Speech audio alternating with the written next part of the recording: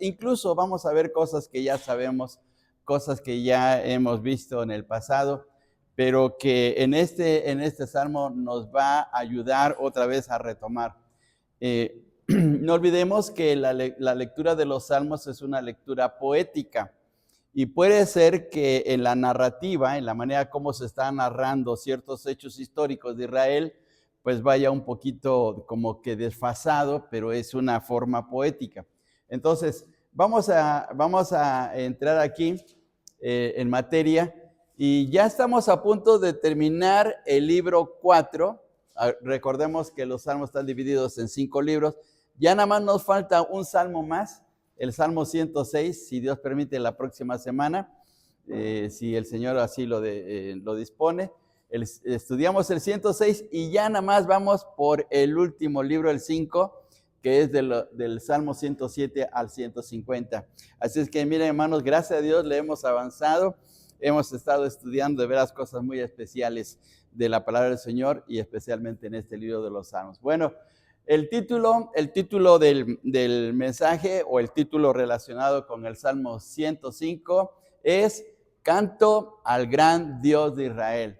Vamos a ver aquí en el sentido poético del libro de los Salmos las grandes maravillas de Dios en el pasado, de lo que Dios hizo en Israel, de lo que Dios mostró de una manera tan grandiosa hacia su pueblo. Bueno, y entonces vamos a ver esto. Vamos a ver algunas cosas relacionadas como introducción a este salmo. En primer lugar, este salmo es un salmo de alabanza. El Salmo 105, al igual que los salmos anteriores que hemos estado estudiando, son salmos de alabanza, son salmos de adoración, de cantarle a Dios, de expresarle gratitud por las grandes cosas que Dios ha hecho en su pueblo o ha hecho en el salmista también.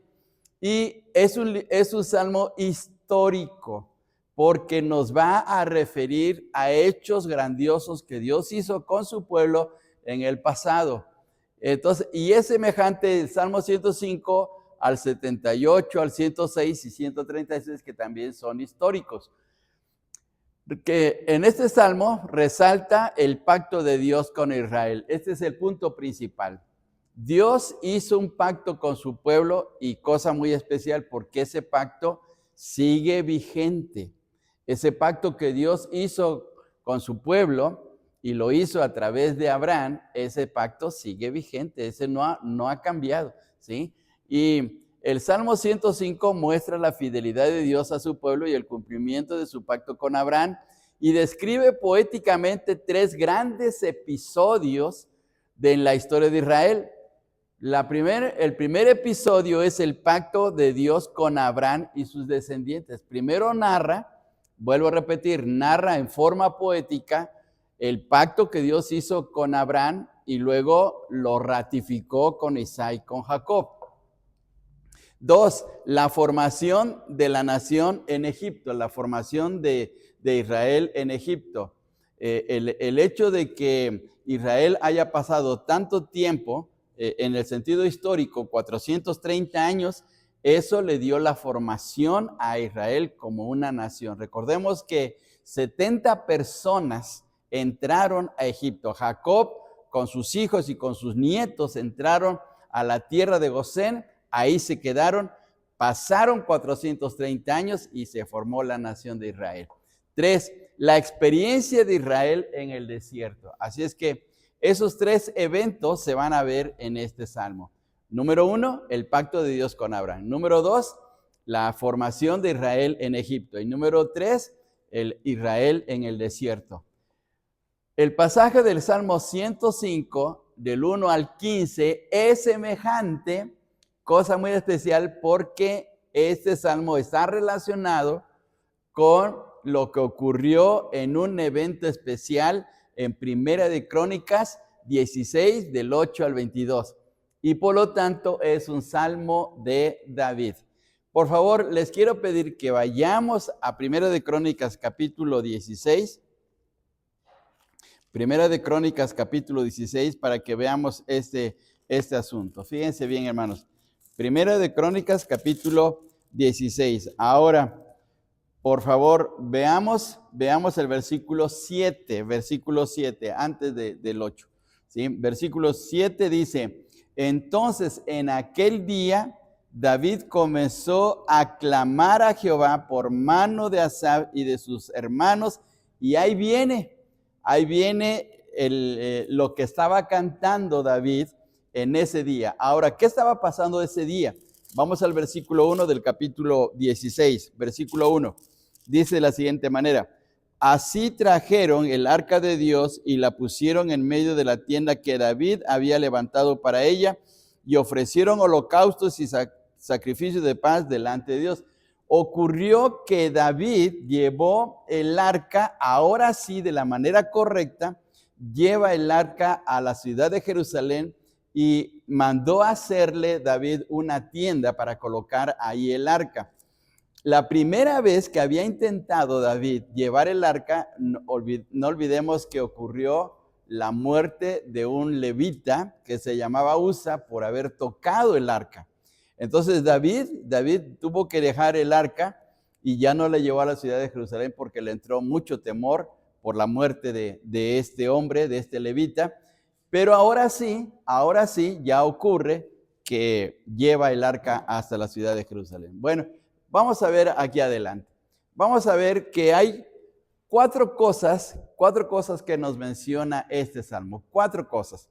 La primera, la alabanza a Dios por sus obras. Primero es una alabanza a Dios. Se exalta la grandeza de Dios. Se exalta al Señor por lo maravilloso que ha sido con su pueblo. 2, exaltando a Dios por su pacto. Aquí viene el primer evento. El pacto que Dios realiza con Abraham. En tercer lugar, reconociendo a Dios en Egipto, cuando Dios hace la obra de formar una nación en Egipto. Y 4, guiados por Dios en el desierto. Entonces, así está dividido, por decir así, este salmo. Aunque tiene 45 versículos y podemos pensar que es un poquito largo, sin embargo, hay enseñanzas grandiosas y se nos va muy rápido la lectura o la meditación en este salmo. Bien, entonces vamos a ver primeramente, vamos a ver de una manera así breve el contexto histórico de este salmo. Aunque no se menciona en la parte de arriba quién escribe el salmo, pero ya lo vimos en Primera de Crónicas, es David quien está pronunciando estas palabras. Bien, ahora quisiera pedirles que vayamos a meditar un poquito al contexto histórico. Aquí está, en esta gráfica, pues los levitas llevando el arca. La primera vez que David llevó el arca o intentó llevar el arca a la ciudad de Jerusalén, colocó el arca en una carreta donde 2 toros estaban jalando la carreta y se movía mucho, y resulta que fue cuando Usa tocó el arca para tratar de detener a que no se cayera, y pues por esa causa murió. Ahora, David cometió un pequeño error, por decir así, un pequeño error. No tenían que llevar el arca en una carreta, lo tenían que llevar los levitas. Así como está esta gráfica, así es como llevaban en el Antiguo Testamento el arca. Tenían que llevarla en hombros y había unas varas así, largas, 2 varas, y en eso llevaban en hombros el arca. Esa era la forma correcta. Y los levitas tenían que ir bien presentados, deberían ir consagrados a Dios para que de esta manera se llevara el arca. Entonces, ahora sí la llevan. Bien, y llevan el arca a la tienda que David había colocado en la ciudad de Jerusalén. Bien, ahora veamos estas palabras. En 1 Crónicas 16:4 dice, y puso delante del arca de Jehová ministros de los levitas, para que recordasen y confesasen y lo hacen a Jehová, Dios de Israel. Los levitas tenían este trabajo, por decir así, esta tarea tan especial delante de Dios. Ellos, vamos a ponerlo así, eran maestros para enseñar la palabra de Dios al pueblo. Pero no solamente eso, sino también Dice, para que recordasen y confesasen y lo hacen a Jehová, Dios de Israel. Entonces, los levitas tenían un trabajo muy especial, además de llevar el arca a diferentes lugares. Bien, ahora vamos a ver aquí. Vamos a ver aquí en esta texto. Aquí está la triple tarea de los levitas. Ya lo vimos en el texto, la triple tarea para que recordasen, confesasen y lo hacen a Jehová, Dios de Israel. Esto ya lo vimos en el texto, ¿sí? Y esa triple tarea, pues la tenía que hacer todos los días, tenía que estar en el servicio a Dios, animando al pueblo, animando a la gente a buscar a Dios con todo su corazón. Bien, ahora veamos esto. En esta triple tarea de los levitas, el verbo recordar, o cuando dice recordasen, es la enseñanza de la palabra de Dios. Ellos tenían la tarea de enseñar el Antiguo Testamento, es decir, lo que Dios ya les había dado de los libros de Moisés, los libros históricos tenían que recordarle al pueblo. Y una de las cosas muy especiales es que cuando leemos los Salmos, nos damos cuenta que David, pues, conocía del Antiguo Testamento, pues, ¿de dónde sacaba la enseñanza de los Salmos? Quiere decir que sí estudiaba o que alguien le ayudaba a entender la palabra de Dios y entonces él estaba pues inmerso en la palabra del Señor. Bien, entonces para que recordasen la enseñanza de la palabra de Dios, confesasen, quiere decir que animaban al pueblo a buscar a Dios con todo su corazón y que se consagrasen para vivir una vida limpia delante de Dios. Y número 3, para que lo hacen, para que adoraran a Dios. Invitaban al pueblo a la alabanza, a la adoración, a la entrega a Dios y que cantaran con ánimo, que cantaran con gozo al Señor. Entonces, esa era la tarea de los levitas. Entonces, fíjense bien, los levitas tenían mucho trabajo, porque aparte de esto, pues no olvidemos que ellos se encargaban de ayudar a los sacerdotes en los sacrificios, de limpiar los animales, de tener el cuidado de todos los utensilios que se ocupaban para los sacrificios. Y entonces ellos tenían una tarea muy ardua, ¿sí? Pero además tenían que realizar esto para ayudar al pueblo de Israel. Bien, ahora vamos aquí una cosa más. El pasaje de Primera de Crónicas 16, del 8 hasta el 36, del 8 al 36, es una cosa increíble porque David, al estar cantando esta porción, esta parte, ahí en Primera de Crónicas, pues resulta que de ahí surgieron varios salmos. Fíjense bien, el Salmo 105, el Salmo 96 y el Salmo 106. De ese canto que David compuso cuando llevaron el arca a la ciudad de Jerusalén, de ese canto surgieron porciones de estos salmos. El 105 del 1 al 15, el 96 del 1 al 13. Vean ustedes la correspondencia. Aquí está Primera de Crónicas 16 y aquí están los salmos que se desprendieron, vamos a poner así, se desprendieron de ese canto de David aquí. Entonces, 105, 96 y 106. Vean ustedes entonces esto. Entonces, fue una cosa muy especial porque sirvió de base Primera de Crónicas 16, de ese canto, para que surgieran estos 3 salmos también. Bien, entonces, el Salmo 105 que estamos viendo está relacionado los primeros versículos del 1 al 15 con 8 al 22. Ahora, por favor, leamos los primeros 5 versículos del Salmo 105, por favor.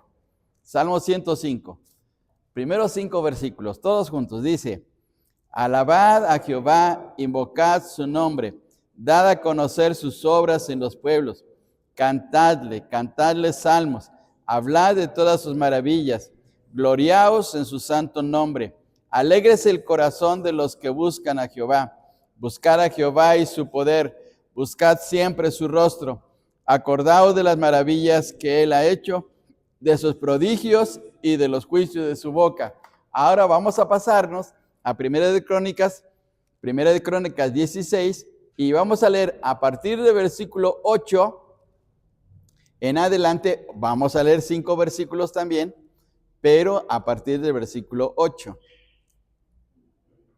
Estamos en Primera de Crónicas 16, ¿sí? Ahora, vamos a leer el 8, 9, 10, 11 y 12. Hasta el 12, del 8 al 12. A ver, todos juntos también. Dice así: alabad a Jehová, invocad su nombre, dad a conocer en los pueblos sus obras, cantad a él, cantadle salmos, hablad de todas sus maravillas, gloriaos en su santo nombre, alégrese el corazón de los que buscan a Jehová, buscad a Jehová y su poder, buscad su rostro continuamente, haced memoria de las maravillas que ha hecho, de sus prodigios y de los juicios de su boca. Vean ustedes que estos versículos es lo mismo que aparece en el Salmo 105. Entonces, lo que ocurrió es que David, de ese canto que aparece en Primera de Crónicas 16, tomó esas porciones y las amplió para escribir el Salmo 105. Bien, esto es algo muy interesante. Por eso se le llama a esta porción de Primera de Crónicas 16, del 8 al 36, Salmo de 3 salmos. Salmo de 3 salmos. Porque ese canto incluye lo que estaba mencionando en los Salmos 105, 96 y 106. Bien, vamos a ver aquí. Luego, vamos al primer punto del Salmo 105. Regresemos. Alabanza a Dios por sus obras. Vamos a ver los versículos del 1 al 6. Ya leímos del 1 al 5. Ahora vamos a leer el versículo 6, por favor. Todos juntos. Salmo 105, pero nada más el 6. Dice así: oh vosotros, descendencia de Abraham, su siervo, hijos de Jacob, sus escogidos. Bien, la porción del 1 al 6, esta porción del 1 al 6, es una exaltación a Dios, porque David está recordando la manera como Dios ha sido tan fiel y tan misericordioso con su pueblo, y lo está exaltando. Pero no solamente exalta a él, sino anima a otros. Dice: alabad a Jehová, invocad su nombre. Vean ustedes cómo en estos verbos está animando a la gente de su pueblo a hacer la obra. En hebreo, en el idioma hebreo, hay una cosa muy especial. Estos verbos que aparecen aquí, primeramente están en imperativo, es decir, en forma de un mandato.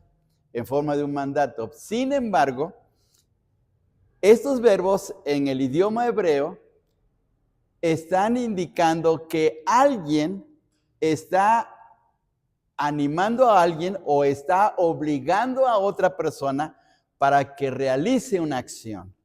Es como cuando nos dice nuestra mamá, lava tus platos.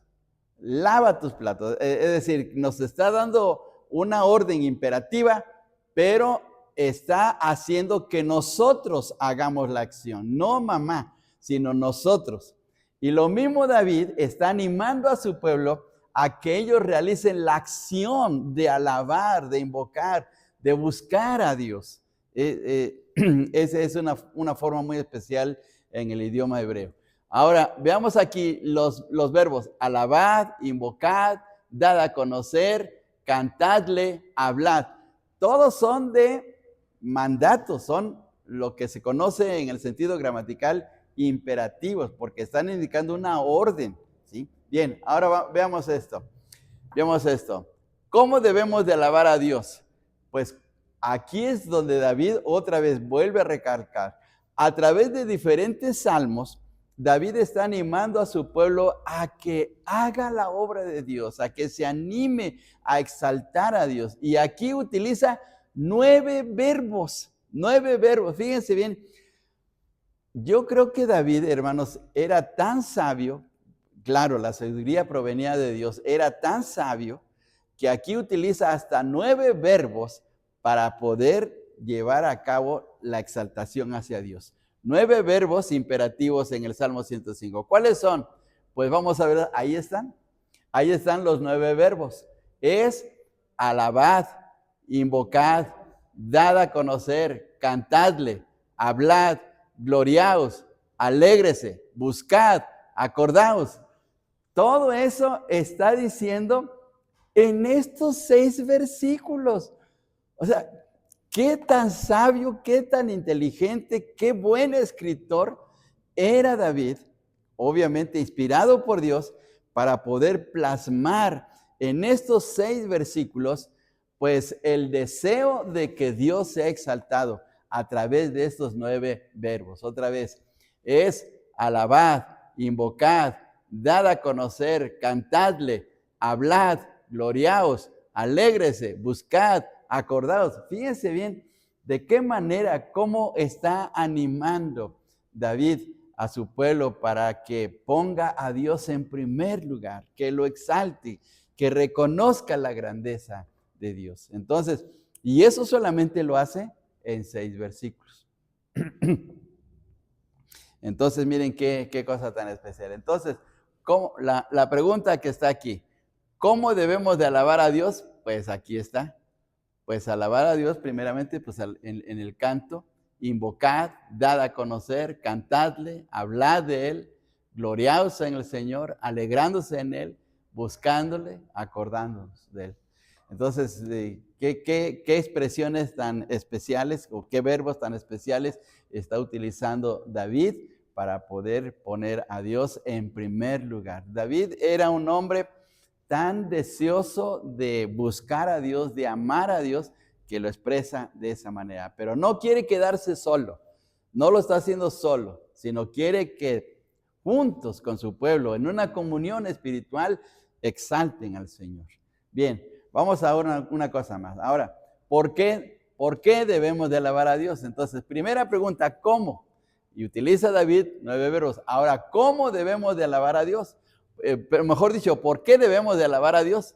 Ahora vienen las razones. David no solamente dice cómo debemos de alabar, sino la razón. Y hay 5 razones por las cuales debemos de alabar y exaltar a Dios. ¿Cuáles son las 5 razones? Por sus obras en los pueblos. Vamos al versículo 1, fíjense bien, versículo 1.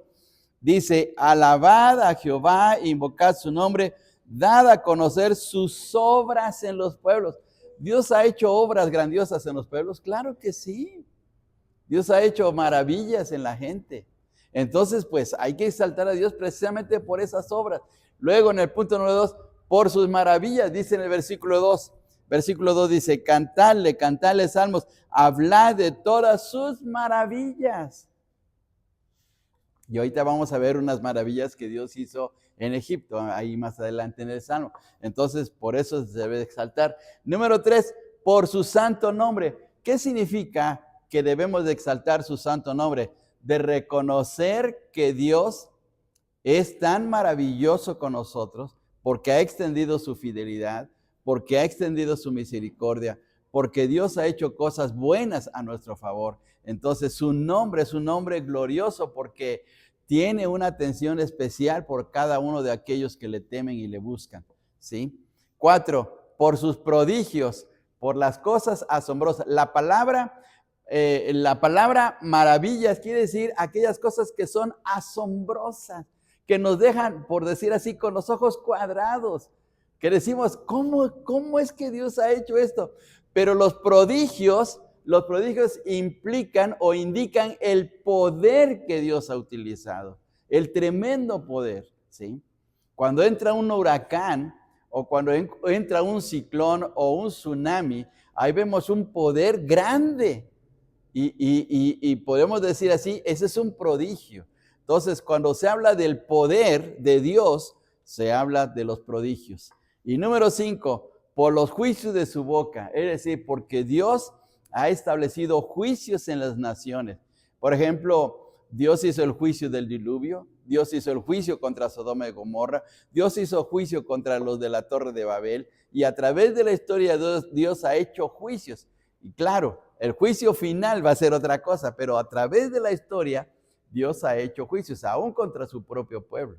Bien, entonces esa es la razón de por qué debemos de alabar a Dios, ¿sí? Entonces David nos muestra dos preguntas que son contestadas. ¿Cómo debemos de alabar a Dios? Bueno, pues aquí está mencionado, así, de esta manera. Es decir, de una manera tan rica, tan entusiasta, con tantas cosas, ¿sí? Buscándole, gloriándonos, cantándole, y exaltando, bueno, sí, invocándole, dando a conocer su nombre, todo eso. Entonces, esa es la manera como debemos de alabar a Dios, pero también no solamente debemos de alabar a Dios nomás así porque sí, sino debemos de conocer las razones. Y ahí David nos menciona las 5 razones, ¿sí? Las 5 razones que aparecen aquí.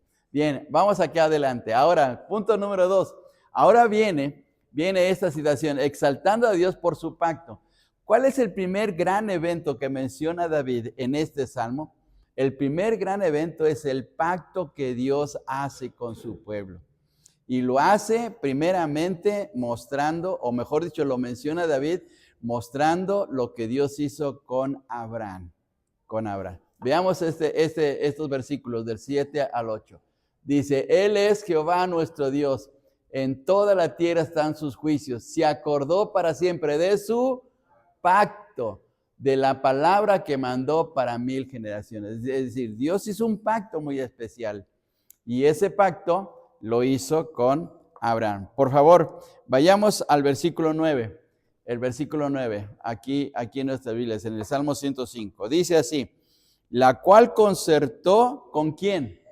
Con Abraham, y de su juramento a Isaac. Versículo 10, la estableció a Jacob por decreto, a Israel por pacto sempiterno. ¿Qué significa esa palabra sempiterno? Esa palabra sempiterno, ¿qué significa? De que siempre es eterno. La palabra sempiterno es una palabra compuesta por dos palabras. Significa siempre eterno, sempiterno, siempre eterno. Es lo que significa esta palabra, ¿sí? Entonces, Dios ha hecho ese pacto. Ahora vamos a ver aquí. En la Biblia hay pactos muy especiales. Aquí me faltaron todavía otros pactos más, pero es una muestra. Aquí nada más son 7, ¿sí? Algunos estudiosos dicen que son 9 pactos, pero aquí aparecen 7. El pacto edénico es el pacto que Dios hizo en el Edén. El pacto adámico, el pacto que Dios hizo con Adán. El pacto con Noé, el pacto con Abraham, el pacto con Moisés y su pueblo en el monte Sinaí, el pacto con David y el nuevo pacto de nuestro Señor Jesucristo. Entonces, 7 pactos se mencionan aquí. Ahora, Dios estableció estos pactos en 2 situaciones. Hay pactos que son incondicionales y hay pactos que son condicionales. Es decir, los incondicionales son los pactos donde Dios promete hacer algo, pero no tanto la participación del hombre. Por ejemplo, en el pacto con Noé, Dios dice que ya no va a destruir la tierra más con agua. ¿Y cómo colocó el Señor la evidencia de que no va a destruir la tierra con agua? ¿Cuál fue la señal? El arco iris. Entonces, es un pacto incondicional. Pero en el Sinaí, Dios estableció un pacto con su pueblo, pero les iba a bendecir si cumplían sus mandatos. Entonces, eso es un pacto condicional. En el caso nuestro, como cristianos, hemos recibido el pacto incondicional del nuevo pacto, porque a través de la sangre del Señor Jesucristo somos salvos. Y la salvación no depende de nosotros, depende de lo que Cristo hizo en la cruz del Calvario. Nosotros solamente creemos, aceptamos al Señor, pero toda la obra Él la hizo en la cruz del Calvario. Entonces es un pacto incondicional. Bien, ahora veamos esto, en estos pactos. Aquí están los pactos que se mencionaron anteriormente, aquí están las citas bíblicas y la condición. Por ejemplo, en el Edén, el pacto que Dios hizo era un pacto de obediencia. No deberían de comer del fruto del árbol de la ciencia del bien y del mal. Esa era la señal. Con Adán, Dios le dijo, no a Adán, sino a Eva, que de su simiente iba a vencer a la simiente de la serpiente, ¿sí? La serpiente iba a morder en el calcañar, es decir, en el talón, a la simiente de la mujer. ¿Quién era la simiente de la mujer? Pues Cristo. Es decir, que ya se estaba profetizando que iba a venir el Señor Jesús. Pero el Señor Jesús, ¿en dónde iba a destruir a la serpiente? Pues en la cabeza, ¿sí? Entonces, aquí viene un pacto incondicional, la enemistad entre la serpiente y la mujer. Luego Noé, también en el diluvio, con el arco iris. Con Abraham, guardar el pacto que Dios le estaba dando para que de esa manera su descendencia pudiera tener la tierra prometida.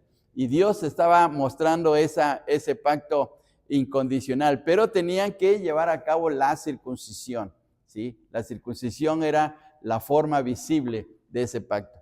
Y aquí vemos unos pactos más todavía. Bien, vamos a poner atención aquí porque David en el Salmo 105 pone atención en el pacto con Abraham. Ahora vamos a ver aquí una cosa más todavía, ¿sí? Fíjense bien lo que dice este pasaje. Es Génesis 12 del 1 al 3 y Génesis 13 del 14 al 15. Dice aquí el texto, pero Jehová había dicho a Abraham, vete de tu tierra y de tu parentela y de la casa de tu padre a la tierra que te mostraré, y haré de ti, ojo con esto, haré de ti una nación grande y te bendeciré y engrandeceré tu nombre y serás bendición. Bendeciré a los que te bendijeren, a los que te maldijeren maldeciré, y serán benditas en ti todas las familias de la tierra. Luego, versículo 14 del capítulo 13. Y Jehová dijo a Abraham, después de que Lot se apartó de él, alza ahora tus ojos y mira desde el lugar donde estás hacia el norte y el sur y al oriente y al occidente, porque toda la tierra que ves la daré a ti y a tu descendencia para siempre. Entonces, ahí está el pacto que Dios hace con Abraham. Ahora vamos a ponerlo de esta manera. Lo vamos a poner de esta manera. ¿Cuáles son las promesas que Dios le hizo a Abraham en ese pasaje que acabamos de leer? 4 promesas, no olvidemos, 4 promesas. Dios bendeciría a Abraham. Primero, dice el Señor, y te bendeciré. ¿A quién va a bendecir? A Abraham y a su descendencia. 2, Dios hará de él una gran nación, un pueblo grande. Y eso lo vemos a través de la historia. 3, Dios bendecirá a todas las familias de la tierra. ¿Cómo Dios bendijo a todas las familias de la tierra? ¿Cómo lo hizo el Señor? A ver, pregunta bíblica. Con la vida del Señor Jesucristo. Porque recordemos que el Evangelio de Mateo capítulo 1 versículo 1 dice, esta es la genealogía de Jesucristo, hijo de Abraham, hijo de David. Y en el Señor Jesucristo, ¿cuántas familias no han sido bendecidas a través de la historia en el mundo? ¿Sí? Entonces ahí está el cumplimiento. Y 4, Dios dará la tierra de Canaán a sus descendientes. Entonces 4 promesas Dios le hizo en ese pacto a Abraham. Entonces no olvidemos, número 1, Dios bendeciría a Abraham. Número 2, Dios haría una nación grande. Número 3, todas las familias de la tierra serían bendecidas. Número 4, Dios le daría la tierra de Canaán. ¿Por qué hay tantos problemas ahorita en Medio Oriente? Pues están peleando por esa situación, por esa tierra, ¿sí? Pero Dios le dio esa herencia a Abraham. Bien, muy bien. Bueno, ahora veamos esto. El pacto con Abraham, en primer lugar, fue establecido entre Dios y Abraham. Es cierto, como lo leímos en el pasaje. Pero fue ratificado a Isaac y Jacob.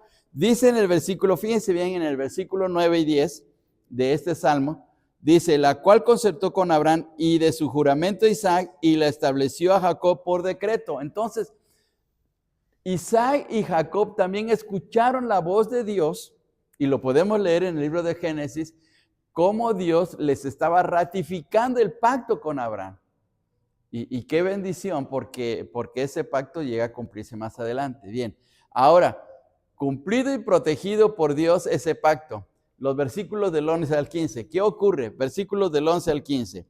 Dice, diciendo, a ti te daré la tierra de Canaán como porción de vuestra heredad, cuando ellos eran pocos en número y forasteros en ella. Y andaban de nación en nación, de un reino a otro pueblo. No consintió que nadie los agraviase y por causa de ellos castigó a los reyes. No toquéis, dijo, a mis ungidos, ni hagáis mal a mis profetas. ¿Quién es el primer profeta que se menciona en la Biblia, hermanos? Pregunta bíblica. A ver, ¿quién es el primer profeta? Pregunta bíblica.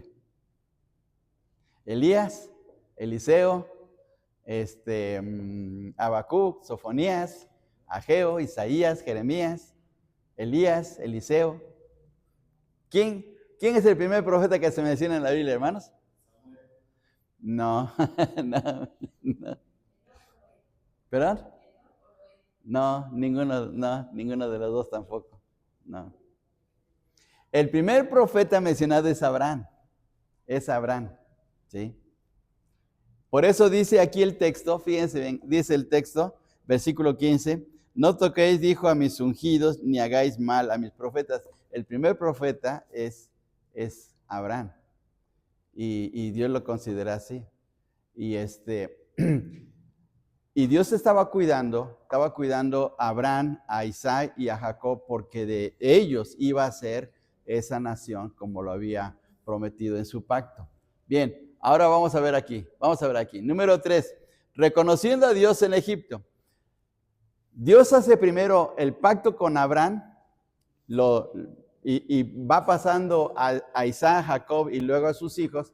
Y entonces ocurre algo especial. En la historia de Israel ocurre esto. Dice, después entró Israel en Egipto y Jacob moró en la tierra de Canaán. ¿Quién es Canaán, hermanos? ¿Quién es Canaán? ¿Quién es Canaán? De Noé, exactamente. Recordemos que los tres hijos de Noé son Sem, Cam y Jafet. Pues los egipcios son descendientes de Cam. Por eso dice aquí el texto que Jacob moró en la tierra de Cam, es decir, en los descendientes de Cam, que eran los egipcios. Bien, y multiplicó a su pueblo en gran manera y lo hizo más fuerte que sus enemigos. No olvidemos que cuando leemos el capítulo 1 de Éxodo, el faraón que estaba reinando en ese tiempo tuvo miedo de los israelitas porque habían crecido. Y hasta estaban temerosos los egipcios diciendo, si viene un ejército enemigo y batalla contra nosotros, pues se les pueden unir los israelitas y pues vamos a perder, vamos a ser derrotados. Por eso es que el faraón pues aplicó pues unas leyes muy fuertes. Una de ellas era acabar con todos los niños varones, ¿sí? Bien, ahora aquí. Los hechos de Dios con Israel. El Salmo 105 del 16 al 36 menciona dos situaciones muy especiales. Primero, el propósito de Dios en Egipto. ¿Qué quería hacer Dios en Egipto?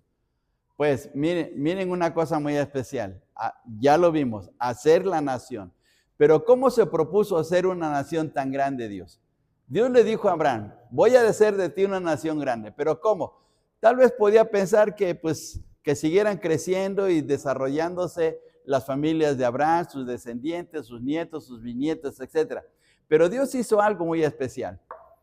Dios envió a José. Ahora, fíjense bien, hermanos, una cosa muy tremenda.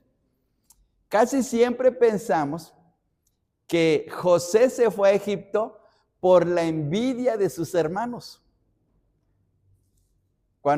¿Se acuerdan ustedes de la historia de José? Cuando José tenía 17 años, sus hermanos estaban llevando o habían llevado su ganado a los campos para poder alimentarlos y Jacob mandó a José a buscar a sus hermanos y les llevó comida y resulta que ellos le pagaron mal porque lo echaron en un pozo y querían incluso hasta matarlo, querían acabar con él porque le tenían envidia. ¿Recuerdan ustedes de esa túnica de colores que le hizo Jacob a José? Pues le tenían envidia por eso.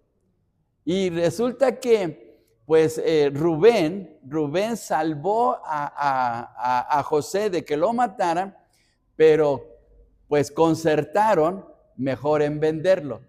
Pregunta bíblica, ¿en qué precio vendieron a José? Por ahí, caliente, dicen por ahí los niños. En 20 piezas de plata, 20 piezas de plata. Entonces, cuando leemos la historia o estudiamos la historia de José, se parece mucho a la historia del Señor Jesús, porque así como fue vendido José, el Señor Jesús también fue vendido, pero el Señor por 30 piezas. Bien, entonces José fue vendido con los madianitas y los madianitas se lo llevan a Egipto. Y uno piensa, es que sus hermanos son bien malvados, pero miren, en la soberanía de Dios, en el plan grandioso de Dios, Él estaba fraguando todo eso. Y ahora veamos lo que dice el Salmo, por favor. Vamos al Salmo 105. Dice en el versículo 17. Fíjense bien qué texto tan tremendo en la vida de José. Versículo 17 dice, envió un varón delante de ellos a José que fue vendido por siervo. Pero vean ustedes, la primera palabra es un verbo, envió. Es decir, Dios envió a José. ¿Sabía Dios que José iba a ser vendido? Sí, pero el plan fue de Dios, no fue de los hermanos. Los hermanos fueron instrumentos de Dios, pero José fue llevado a Egipto. Ahora, pareciera que como que Dios había olvidado a José, pero no es cierto. Dios estuvo siempre con él. Y durante 13 años estuvo en la cárcel. No olvidemos que estuvo en la cárcel por causa de una acusación injusta que tuvo José. Pero a los 13 años de estar en la cárcel, lo saca el Señor. Fíjense bien lo que ocurre. Dice aquí David, versículo 18. Afligieron sus pies con grillos, en cárcel fue puesta su persona. Versículo 19. Hasta la hora que se cumplió su palabra, el dicho de Jehová le probó. Envió el rey y le soltó. El Señor de los pueblos le dejó ir libre. Lo puso por señor de su casa y por gobernador de todas sus posesiones, para que reprimiera a sus grandes como él quisiese y a sus ancianos enseñara sabiduría. Todo es el plan de Dios. Y a veces no nos damos cuenta que aun cuando las cosas negativas nos llegan a nuestras vidas, Dios lo está planeando porque quiere sacar provecho y hacer algo grandioso en nuestras vidas. Entonces es algo increíble. Bien, entonces José fue enviado a Egipto. Luego, Dios lleva a Jacob. Ahora vamos al versículo 23, por favor. Versículo 23.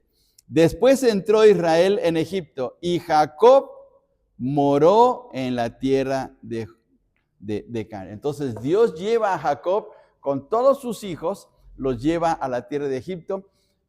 Y no olvidemos que el mismo faraón le dice a José que ponga a su familia en la tierra de Gosén. ¿Por qué en la tierra de Gosén?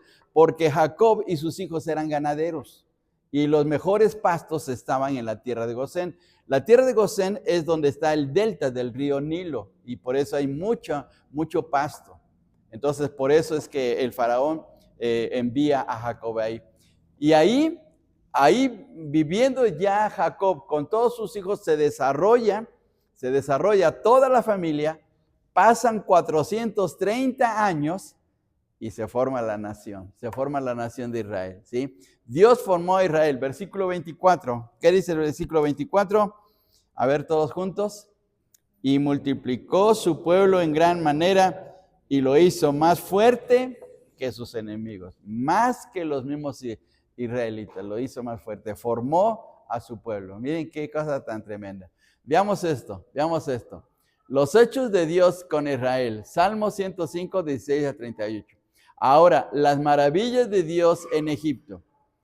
¿Qué hizo el Señor? Ya estaba formada la nación de Israel, pero ¿cómo los iba a sacar? Porque los egipcios no los iban a dejar tan fácilmente. Ellos eran esclavos. Ellos servían para hacer construcciones y muchos quehaceres dentro de Egipto. ¿Cómo los iba a sacar Dios? Pues entonces Dios hace algo. Dios envió a Moisés y a Aarón. ¿Alguien quiere leer versículo 26, por favor? Versículo 26. Envió su siervo Moisés y Aarón, a cual escogió. ¿Pero quién envió? ¿Quién envió? Ajá, pero ¿qué persona envió a Moisés y a Aarón? Es Dios. Dios está, o sea, Dios está en toda esta situación tan especial. Dios está planeando todo. Dios está haciendo que todo vaya encajando perfectamente porque Él va a ser su nación grande. ¿Sí?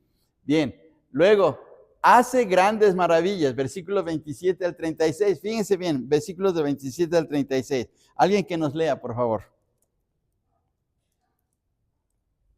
27 al 36. ¿Quién nos lee?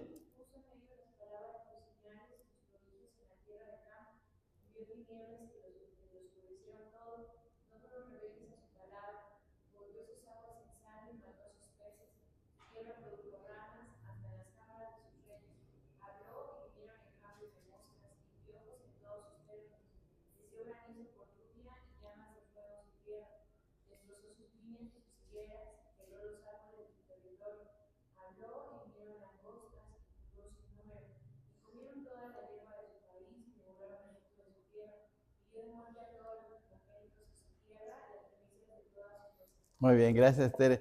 ¿Qué está haciendo David en este salmo? Pues está recordando qué cosas de Egipto. El éxodo, es decir, las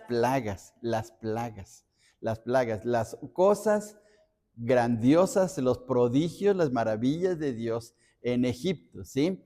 Esto hace.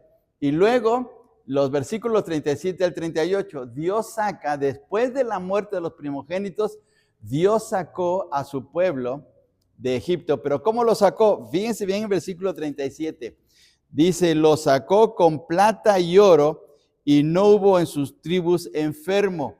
Versículo 38. Egipto se alegró de que salieran porque su terror había caído sobre ellos.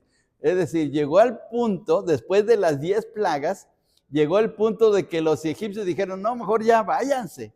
Ya estamos tan mal que mejor váyanse. Y dice aquí el texto que hasta se alegró. Bien, vamos a ver esto, por favor. Hay una cosa interesante en esta narración, o lo que está diciendo David en este salmo. No están las 10 plagas. No están las 10 plagas. Hay solamente 7. Son 7 plagas. ¿Cuáles son las 7 plagas que menciona David? La plaga de la sangre, versículo 29. La plaga de las ranas, versículo 30. La plaga de las moscas. Aquí hay un cambio porque primero fue la plaga de los piojos, pero él menciona la plaga de las moscas, luego la plaga de los piojos, la plaga del granizo, la plaga de las langostas y la muerte de los primogénitos. Nada más mencionó 7. ¿Cuáles son las plagas que le faltaron a David en el Salmo? Le faltaron la plaga contra el ganado, la plaga del sarpullido para todo Egipto y las tinieblas. Le faltaron eso. Ahora, no debemos de culpar a David de que no esté recordando todo. Lo que él está haciendo es que está mostrando el poder de Dios para sacar a su pueblo de Egipto, porque lo sacó de una manera grandiosa, ¿sí? Ahí está la correspondencia con el libro de Éxodo, las plagas, ¿sí? Entonces son las plagas que están mencionadas aquí. Lo que David está haciendo es le está mostrando al pueblo de qué manera tan grandiosa tuvo un cuidado de su pueblo. Y le dio su bendición y lo sacó de una manera tan grandiosa y triunfante. Entonces, esas cosas tan especiales se mencionan. Vamos, por último, guiados por Dios en el desierto. Dice, después de que los saca de Egipto, los lleva al desierto. Sacó a su pueblo con gozo, con júbilo a sus escogidos. Les dio las tierras de las naciones y las labores de los pueblos heredaron. Ahora Dios los saca de Egipto, los lleva al desierto. ¿Y qué sucede ahí? Pues la experiencia grandiosa de Dios con su pueblo. Ahora ellos van a tener la presencia de Dios guiándoles. Ahora en ese desierto que parecía que iba a ser tan difícil cruzarlo, Dios iba a estar con ellos. Y Dios les habló en el monte de Sinaí, mostrando sus maravillas. Vamos a ver aquí. Menciona David 4 cosas que ocurrieron en el desierto. Vamos a ver, por favor, los versículos que siguen. Los versículos del 37, los versículos 37 hasta el 41. Por favor, a ver, todos juntos. 37 al 41, todos juntos. Lo sacó con plata y oro, y no hubo en sus tribus enfermo. Egipto se alegró de que saliera, porque su terror había caído sobre ellos. Extendió una nube por cubierta y fuego para alumbrar la noche. Pidieron e hicieron venir codornices y los sació de pan del cielo. Abrió la peña y fluyeron aguas, corrieron por los sequedales como un río. 4 cosas menciona David aquí en este salmo de lo que Dios hizo con su pueblo en el desierto. Número 1, la columna de fuego y la nube. La columna de fuego en la noche para que les alumbrara y la nube en el día para cubrirlos de la insolación. Número dos, las codornices. Bueno, no se ve bien aquí, pero son las aves que están llegando al campamento de los israelitas y que fueron una enorme cantidad de codornices para alimentar.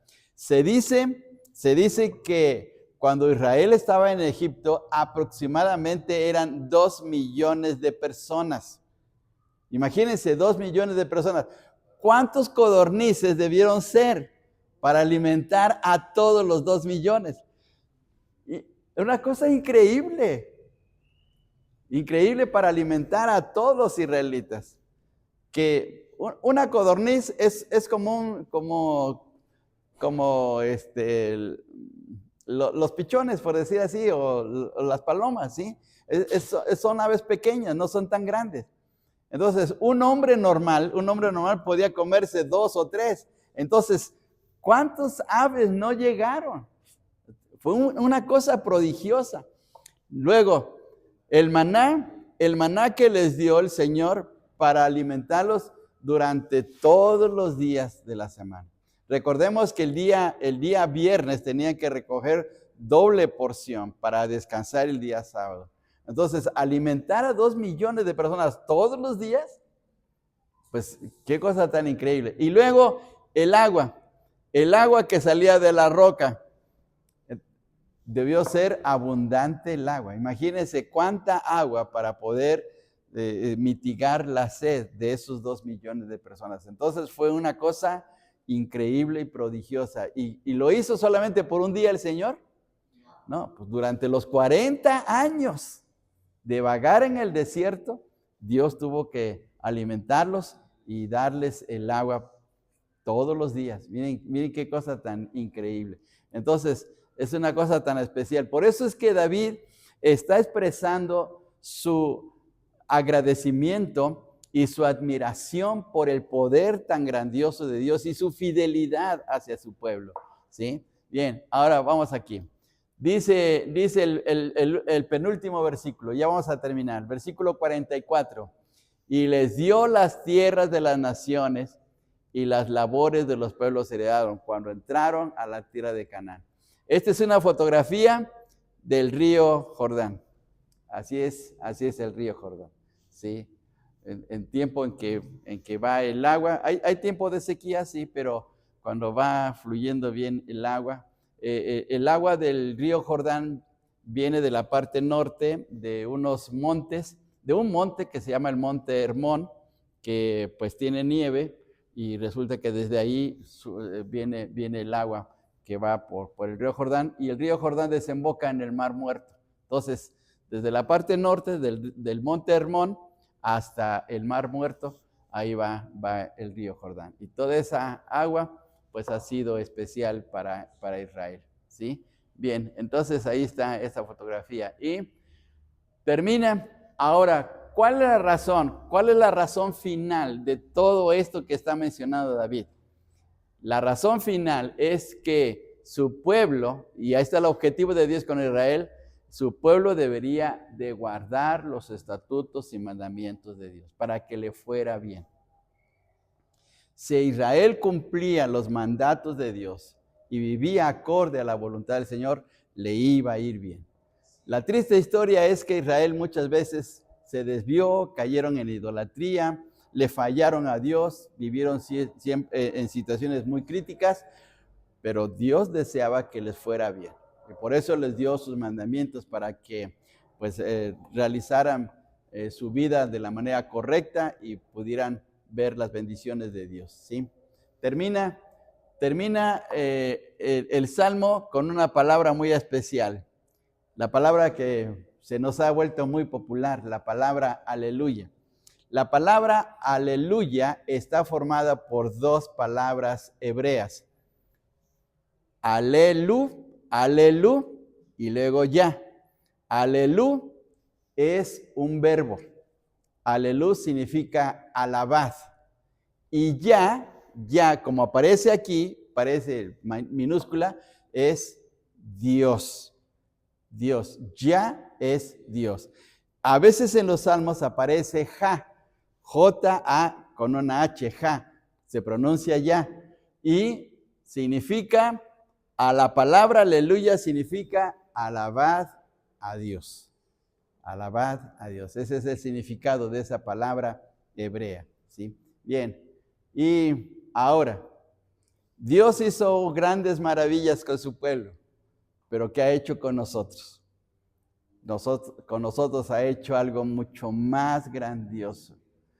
Dice la carta a los Colosenses 1 del 13 al 14, el cual nos ha librado de la potestad de las tinieblas y trasladado al reino de su amado Hijo, en quien tenemos redención por su sangre, el perdón de pecados.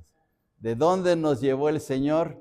Del reino de las tinieblas al reino de nuestro Señor Jesucristo. Entonces, mucho más grandioso. Dios sacó a su pueblo de Egipto para llevarlo a la tierra prometida, pero Dios ahora ha hecho algo mucho más tremendo, ¿sí? Sacándonos de las tinieblas para vivir en una comunión especial con nuestro Dios. Y ahora veamos este texto. Dice aquí, 1 de Pedro 1, 3 al 4, bendito el Dios y Padre de nuestro Señor Jesucristo, que según su grande misericordia nos hizo renacer para una esperanza viva por la resurrección de Jesucristo de los muertos, para una herencia. ¿Y qué tipo de herencia? Incorruptible, incontaminada e inmarcesible, reservada ¿en dónde?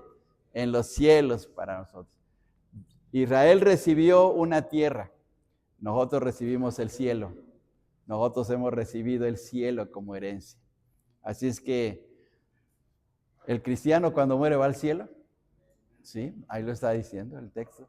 Sí. Entonces ahí está nuestra herencia, ahí está nuestro lugar, nuestro destino final, y eso es mucho más grandioso. ¿Sí?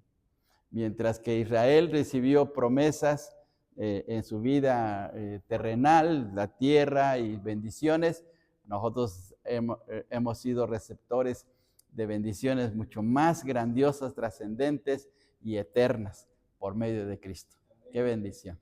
Bien, hermanos, pues terminamos con el Salmo 105 y ¿alguna pregunta, algún comentario? ¿Alguna pregunta, algún comentario, hermanos? Sí, está un poquito largo, son 45 versículos, pero miren qué enseñanza.